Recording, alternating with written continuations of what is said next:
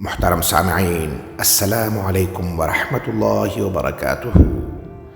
لاکھوں درود اس پاک نبی پر جن کے صدقے ہم ان کی امت میں شامل ہیں۔ عن جریر رضی اللہ عنہ قال قال رسول اللہ صلی اللہ علیہ وسلم شہر رمضان معلق بین السماء والارض لا يرفع الا بزکاة الفطر، او کما قال علیہ الصلوۃ والسلام۔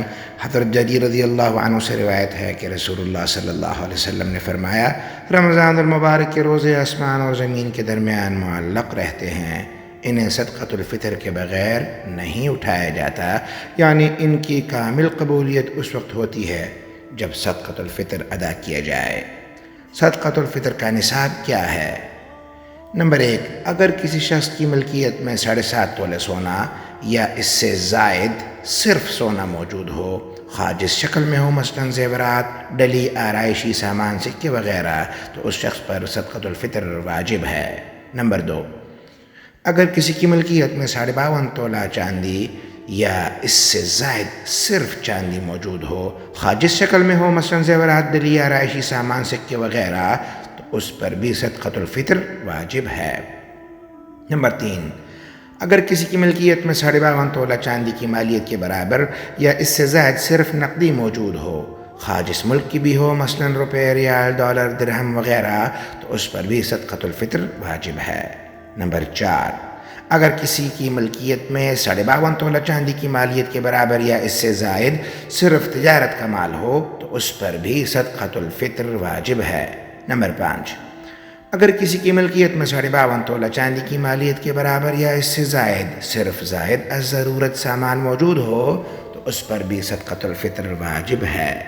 نمبر 6، اگر کسی کی ملکیت میں مذکورہ 5 چیزوں سونا، چاندی، نقدی مال تجارت، زائد ضرورت سامان کی تھوڑی تھوڑی مقدار کی مالیت یا ان میں سے کوئی 2 یا زائد چیزوں کی مجموعی مالیت 52.5 تولہ چاندی کی قیمت کے برابر یا اس سے زائد موجود ہو، تو اس پر بھی صدقۃ الفطر واجب ہے۔ مال تجارت سے کیا مراد ہے؟ اگر کسی چیز کو خریدتے وقت نیت یہ تھی کہ اسے بعد میں فروخت کر دیں گے اور یہ نیت تاحال باقی بھی ہو، تو اب یہ چیز مال تجارت میں شمار ہوگی۔ لیکن اگر کوئی چیز خریدتے وقت اسے آگے فروخت کرنے کی نیت نہ ہو، یا اس وقت تو فروخت کرنے کی نیت تھی لیکن بعد میں نیت بدل گئی، تو ایسی چیز مال تجارت میں شمار نہ ہوگی۔ زائد از ضرورت سامان سے کیا مراد ہے؟ زائد از ضرورت سامان سے مراد وہ سامان ہے جس کے بغیر انسان کی بنیادی ضروریات پوری ہو جاتی ہوں۔ اس تعریف کی روح سے کھانے پینے کا سامان، رہائشی مکان، استعمال کے کپڑے، گھریلو ضروری اشیاء مثلاً سلائی اور ڈرائی کی مشین، فریج، کھانا پکانے کے برتن وغیرہ، تاجروں اور مزدور طبقہ کے آلات صنعت و حرفت مثلاً مشینری، فرنیچر وغیرہ ضرورت کا سامان کہلائے گا۔ اور ایسا سامان، برتن اور کپڑے وغیرہ جو بنیادی ضرورت و حاجت کے نہ ہوں اور سال بھر میں ایک بار بھی استعمال نہ ہوتے ہوں، تو وہ زائد ضرورت سامان شمار ہوں گے۔ نصاب کا اعتبار کب ہوگا؟ نمبر 1، صبح صادق سے پہلے کوئی بچہ پیدا ہوا تو اس کا صدقۃ الفطر بھی واجب ہے۔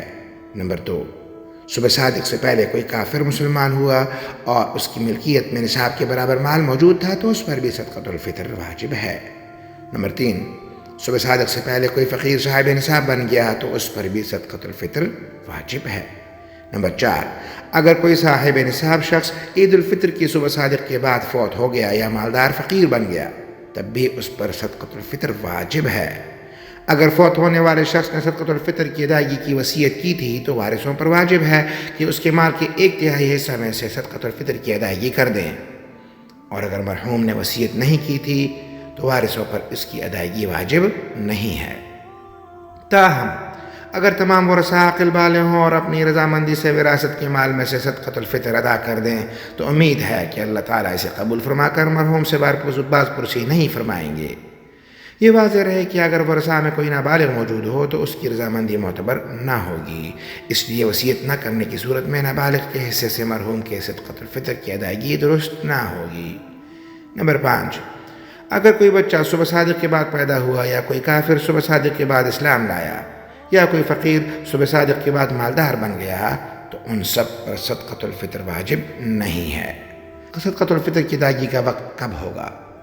نمبر 1، صدقۃ الفطر عید کے دن صبح صادق کے وقت واجب ہوتا ہے اور اس کی ادائیگی عید کی نماز سے پہلے کی جاتی ہے۔ تاہم اگر کوئی شخص عید الفطر سے پہلے رمضان المبارک میں ہی اس کی ادائیگی کر دے تو بھی یہ ادا ہو جائے گا۔ نمبر 2، اگر کوئی شخص صدقۃ الفطر رمضان المبارک آنے سے پہلے ہی ادا کر دے تو ادا ہو جائے گا، لیکن احتیاط اسی میں ہے کہ رمضان کی آمد سے پہلے ادا نہ کرے بلکہ رمضان شروع ہونے کے بعد کسی دن ادا کر لے۔ نمبر 3، اگر کسی نے صدقۃ الفطر ادا نہ کیا حتیٰ کہ عید الفطر کی نماز بھی ادا کر لی گئی تو بھی یہ اس کے ذمہ سے ساقط نہیں ہوگا، بلکہ اس کی ادائیگی عمر بھر اس شخص کے ذمہ واجب رہے گی۔ اب یہ شخص جب بھی ادا کرے گا تو اس کی ادائیگی درست سمجھی جائے گی، البتہ بلا وجہ تاخیر کی وجہ سے توبہ و استغفار لازم ہے۔ نمبر 4، اگر کسی شخص نے دوسرے کو نماز عید سے پہلے صدقۃ الفطر کی ادائیگی کے لیے وکیل بنایا اور وکیل نے کوتاہی کرتے ہوئے صدقۃ الفطر عید کی نماز کے بعد ادا کیا تو اس تاخیر کا وبال وکیل پر ہوگا، البتہ صدقۃ الفطر اس صورت میں بھی ادا سمجھا جائے گا۔ صدقہ فطر کی مقدار کتنی ہے؟ حدیث میں صدقۃ الفطر وزن کے اعتبار سے 4 قسم کی چیزوں سے ادا کرنے کا ذکر ملتا ہے، جس کی تفصیل درج ذیل ہے۔ نمبر 1، کشمش 1 سا 3.5 کلو گرام۔ نمبر 2، چھہارے یا کھجور 1 سا 3.5 کلو گرام۔ نمبر 3، جو 1 سا 3.5 کلو گرام۔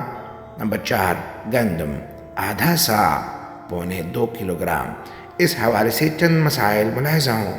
نمبر 1، بہتر صدقۃ الفطر وہ ہے جسے اپنی مالی حیثیت کے مطابق ادا کیا جائے۔ کشمش، کھجور، جو اور آخر میں گندم اللہ کریم نے جتنی استطاعت دی ہو اس کے مطابق صدقۃ الفطر ادا کیا جائے، صرف گندم ہی کو معیار سمجھنا غلط ہے۔ نمبر 2، بعینی ہی یہی 4 اشیاء دی جائیں تب بھی درست ہے، اور اگر ان میں سے کسی ایک کی قیمت لگا کر اتنی رقم دی جائے تب بھی درست ہے۔ نمبر 3، اگر گندم کے علاوہ کوئی اور غلہ مثلاً باجرہ، چاول وغیرہ دیا جائے تو اس میں مذکورہ 4 اجناس گندم، جو، کھجور، کشمش میں سے کسی ایک کی قیمت کا اعتبار ہوگا، یعنی مذکورہ 4 اجناس میں سے کسی ایک جنس کی جتنی قیمت بنتی ہو اتنی رقم کا دوسرا غلہ دیا جائے۔ صدقۃ الفطر کن لوگوں کی طرف سے ادا کرنا واجب ہے اور کن کی طرف سے واجب نہیں ہے؟ نمبر 1، مرد کے لیے اپنی جانب سے اور اپنی نابالغ اولاد کی جانب سے صدقۃ الفطر ادا کرنا واجب ہے۔ نمبر 2، مرد پر اپنی بالغ اولاد کی جانب سے صدقۃ الفطر ادا کرنا واجب نہیں، اگرچہ بالغ اولاد ہو، والد کے ساتھ ایک ہی گھر میں رہتے ہوں۔ نمبر 3، مرد پر اس کے والد، والدہ اور بیوی کی طرف سے صدقۃ الفطر ادا کرنا بھی واجب نہیں۔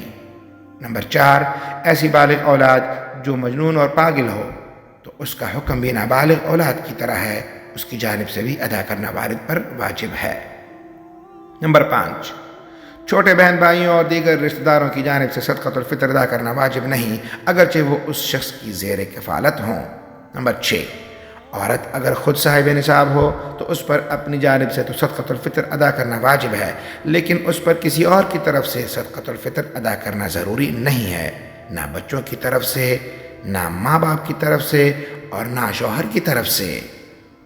صدقۃ الفطر کن لوگوں کو دیا جائے اور کن کو نہیں دیا جائے؟ نمبر 1، صدقۃ الفطر انہی لوگوں کو دینا جائز ہے جنہیں زکوٰۃ دینا جائز ہے۔ نمبر 2، صدقۃ الفطر اپنے اصول، ماں باپ، دادا دادی، نانا نانی، اسی طرح اوپر تک، اور فروع، بیٹا بیٹی، پوتا پوتی اور نواسا نواسی، اسی طرح نیچے تک کو دینا جائز نہیں ہے۔ نمبر 3، بیوی شوہر کو اور شوہر بیوی کو اپنا صدقۃ الفطر نہیں دے سکتا۔ نمبر 4، بھائی بہن، بھتیجا بھتیجی، بھانجا بھانجی، چچا چچی، پھوپھا پھوپھی، خالو خالہ، ماموں ممانی، سسر ساس، سالہ بہنوئی، سوتیلا باپ، سوتیلی ماں، ان سب رشتہ داروں کو صدقۃ الفطر دینا درست ہے، بشرطیہ کہ یہ غریب اور مستحق ہوں۔ نمبر 5، صدقۃ الفطر غیر مسلم کو دینا جائز نہیں ہے۔ نمبر 6، خاندان بنو ہاشم کو صدقۃ الفطر دینا جائز نہیں ہے۔ بنو ہاشم سے مراد وہ لوگ ہیں جو حضرت علی رضی اللہ عنہ، حضرت عباس رضی اللہ عنہ، حضرت جعفر رضی اللہ عنہ، حضرت عقیل رضی اللہ عنہ اور حضرت حارث بن عبد المطلب رضی اللہ عنہ کی اولاد اور ان کے نسب سے تعلق رکھتے ہوں، اس لیے ان کی مدد صدقۃ الفطر کے علاوہ دیگر رقوم سے کی جائے۔ نمبر 7، اگر میاں بیوی میں سے کوئی ایک بنی ہاشم سے ہو اور دوسرا غیر بنی ہاشم سے، تو جو غیر بنی ہاشم سے ہو اس کو صدقۃ الفطر دی جا سکتی ہے۔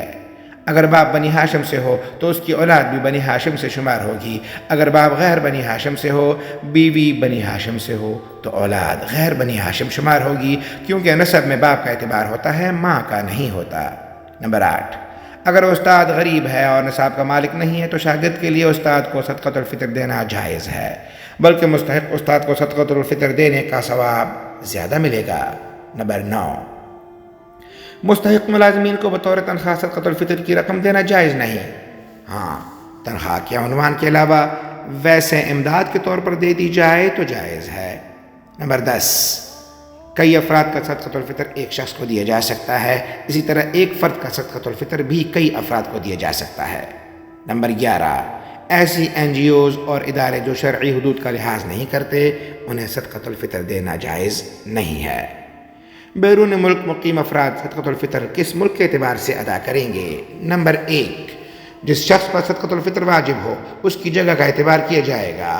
آپ چونکہ سعودی عرب میں مقیم ہوں اس لیے سعودی عرب کے نرخ کے مطابق صدقۃ الفطر ادا کریں گے، چاہے یہ رقم سعودی عرب میں ہی ادا کریں یا پاکستان بھجوائیں۔